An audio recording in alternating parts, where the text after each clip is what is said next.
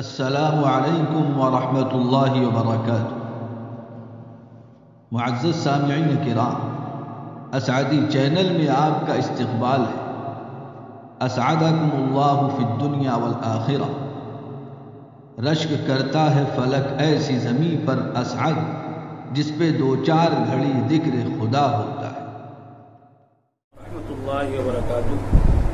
اس مجلس میں صدقہ فطر سے متعلق مختصر سی گفتگو ہے۔ صدقہ فطر جو اسلام کے معروف احکام میں سے ہے، اس کا سلسلہ ہجرت کے بعد مدینہ منورہ میں شروع ہوا ہے۔ مکہ مکرمہ میں تو احکام بہت کم تھے، مدینے پہنچتے ہی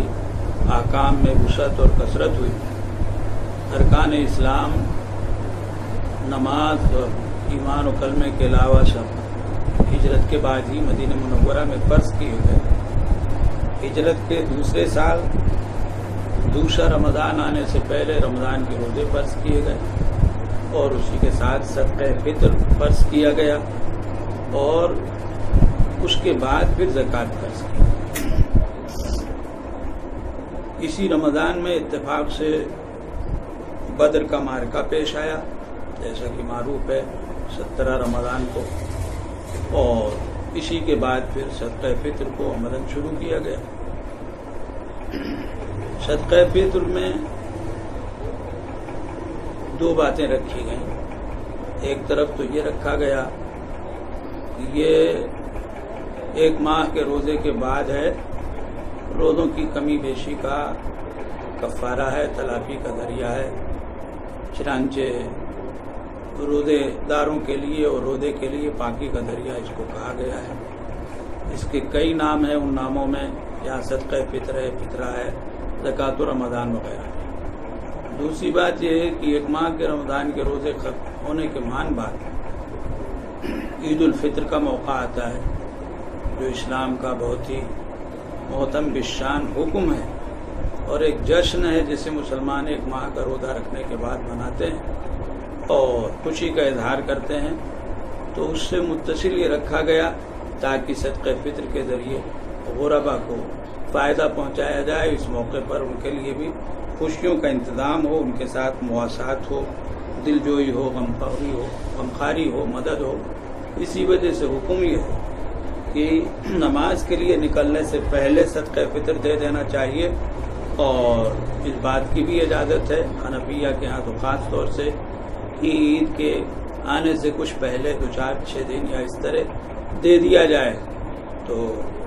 کوئی حرج نہیں ہے، تاکہ لوگ اس سے اسی کے مطابق فائدہ اٹھا سکیں عید الفطر کے موقع پر۔ صدقہ فطر ظاہر بات ہے کہ صدقہ ہے، اور صدقہ وہ کرتا ہے جس کے پاس وسعت ہو، اس لیے صاحب وسعت لوگوں سے ہی صدقہ فطر کا مطالبہ ہے۔ اب صاحب وسعت کون لوگ ہیں؟ حنفیہ کے ہاں اس کے لیے نصاب معیار ہے۔ زکوٰۃ کا جو نصاب ہے اسی نصاب کو یہاں بھی ملحوظ رکھا گیا ہے۔ فرق صرف اتنا ہے کہ یہاں جو نصاب پیش نظر ہے، جس کا آدمی مالک ہوتا ہے تو اس سے بھی صدقہ فطر کا مطالبہ ہوتا ہے، وہ یہ ہے کہ ایک خاص مالیت میں آدمی کے پاس ضرورت سے زائد اشیاء ہوں، وہ کسی بھی شکل میں ہوں، اس کے پاس زمین، جائیداد، مکان، حتیٰ کہ کپڑے، برتن، کتابیں وغیرہ ذالک، جو چیز ضرورت سے فاضل ہے، اور اس کی مالیت جو ہے وہ سونے چاندی کا جو نصاب شریعت نے متعین کیا ہے، اور جو ظاہر ہے کہ سونے میں اس وقت تقریباً 85 گرام اور اس سے کچھ اوپر جاتا ہے، اور چاندی میں 600 اور اس سے اوپر جاتا ہے، اس کی برابر مالیت جس کے پاس ہو اس کے اوپر صدقہ فطر ہے، اور اس سے مطالبہ کیا جاتا ہے صدقہ فطر کی ادائیگی کا۔ اور یہ مطالبہ اور ادائیگی اس کے اوپر اپنی ذات کی طرف سے تو ہے ہی، اور ساتھ ہی ساتھ اس کے جو چھوٹے چھوٹے بچے ہیں، جو نابالغ ہیں، جن کا وہ پورے طور پر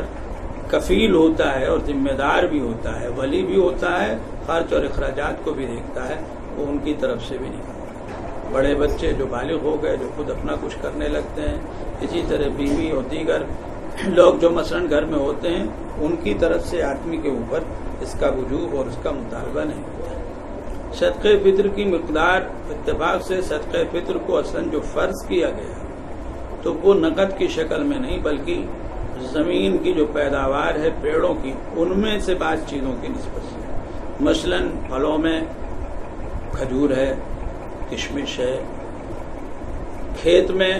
گیہوں اور جو کا تذکرہ روایتوں میں کیا گیا ہے، اس طرح کی چیزوں کا ایک سا عام طور سے کھجور اور کشمش اور جو وغیرہ کو نکالنے کی بات آتی ہے، ایک سا تقریباً 3.25 کلو ہوتا ہے، اور گیہوں کی نسبت سے خاص طور سے حنفیہ اس بات کے قائل ہیں کہ ایک آدمی کی طرف سے نصف سا گیہوں نکالا جاتا ہے جو 1 کلو 600 گرام سے کچھ اوپر ہوتا ہے، 2 آدمیوں کی طرف سے 1 سا نکالا جاتا ہے۔ آدمی یہ چیزیں اس کے پاس ہیں، ان کو نکالے۔ مدینہ منورہ کا جو ماحول تھا کاشتکاری کا، لوگ اس میں یہی نکالتے تھے، لیکن علماء نے بالخصوص حنفیہ نے اجازت دی ہے کہ آدمی اس غلے اور پیداوار وغیرہ کی شکل میں نہ نکال کر نقد کی شکل میں اگر نکالے تاکہ غربا اور ضرورت مندوں کا مزید فائدہ ہو، وہ اپنی اور ضرورتیں پوری کر سکیں۔ اگر بستی کے سارے لوگ غلے ہی اور پھل کی شکل میں صدقہ فطر دیں گے غربا کو تو بہت سی ضرورتیں پوری نہیں ہوں گی، وہ خود بیچیں گے تو ان کو مناسب پیسہ نہیں ملے گا۔ اس لیے اس کو بہتر سمجھا گیا ہے، مقصد ان کی ضروریات کی کفالت بھی ہے، ان کا لحاظ بھی ہے، اس لیے اس اعتبار سے اس کا انتظام کیا جائے۔ اور نقد دینے میں یہ چونکہ کئی چیزیں ہیں، گیہوں کے مقابلے میں گیہوں اور جو تو قریب ایک دام ہے، لیکن ظاہر ہے کہ کھجور اور کشمش وغیرہ کا دام زیادہ ہے۔ وسعت والے لوگ اگر 1 سا کھجور یا 1 سا کشمش یا وغیرہ مثلا منقع اس کا دام نکال دیں تو اچھی بات ہے، باقی صدقہ فطر کی ادائیگی نصف سا گیہوں کی قیمت سے بھی ہو جائے گی۔ اس کا مصرف کوئی بھی غریب آدمی ہے، اور بنیادی طور پر جو لوگ ضرورت زکوٰۃ کے مستحق قرار دیے جاتے ہیں، زکوٰۃ کے مصرف ہیں، ان کو دیا جائے گا اور وہی اس کے مستحق ہیں اور ان میں اس کو خرچ کیا جاتا ہے، باقی کئی لوگوں کے درمیان تقسیم کر دیں، اس کی بھی گنجائش ہے اور دی گئی ہے۔ عام صدقہ و خیرات تو مسلم غیر مسلم کسی کو بھی دیا جا سکتا ہے، لیکن واجب و ضروری صدقہ فطر میں کچھ لحاظ کیا جاتا ہے، زکوٰۃ اس میں لحاظ کیا جاتا ہے۔ صدقہ فطر میں بھی لوگوں نے اس بات کی کچھ گنجائش دی ہے کہ وہ غیر مسلموں کو بھی دے دیا جائے، ورنہ مسلمانوں کو دینا چاہیے غلے کی شکل۔ اللہ تعالی ہم کو شریعت کے ان احکام کی بجاوری